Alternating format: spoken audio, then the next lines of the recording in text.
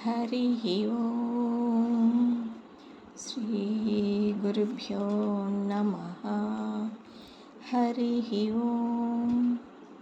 వాక్య విభూతి అనే శీర్షికలో భగవాన్ శ్రీ సత్యసాయిబాబా వారి ఉపదేశం తెలుసుకుందాం. సమచిత్తం తను వనిత్యంబు సంపదలన్నీ మాయ, సుతులు పెళ్ళాము తెర వెనుక బొమ్మలైరి, తాను చేసిన పుణ్యంబు చెడని ఫలము అనుచు మదిలోన నెంచెడి వాడే నరుడు. తుకారాం తనకున్న కొద్ది భూమిలోనూ చెరుకు తోట పెంచాడు. చెరుకును కొట్టించి బండిలో వేసి ఇంటికి బయలుదేరాడు. అతడు చాలా దయార్ద్ర స్వభావం కలవాడు. ఆ ఊరి పిల్లలు అడిగిన వెంటనే చెరుకు గెడ ఇచ్చేవాడు.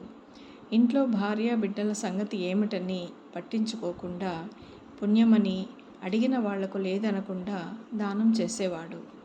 అతను ఇంటికి తిరిగి వచ్చేటప్పటికి బండిలో ఒకే ఒక చెరుకు గెడ మిగిలింది. భార్య తుకారాం కేసి కోపంతో చురుచురా చూసింది. అతను మౌనంగా ఇంట్లోకి ప్రవేశించాడు. భార్యకు ఒళ్ళు మండి ఆ చెరుకు గెడ తీసుకొని తుకారాంను కొట్టింది. ఆ చెరుకు 2 ముక్కలై ఒక ముక్క భార్య చేతిలో ఉండగా ఒకటి క్రింద పడింది.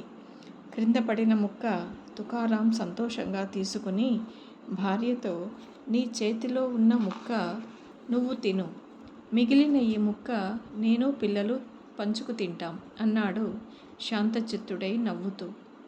పుణ్యకార్యములు చేసే వారికి ఆ కార్యం మీదే మనసు లగ్నమై ఉంటుంది. తను తన వాళ్ళు అనే మమకారం మాయమవుతుంది. అటువంటి వారికి ఆ పుణ్యఫలమే వాళ్ళని రక్షిస్తుంది.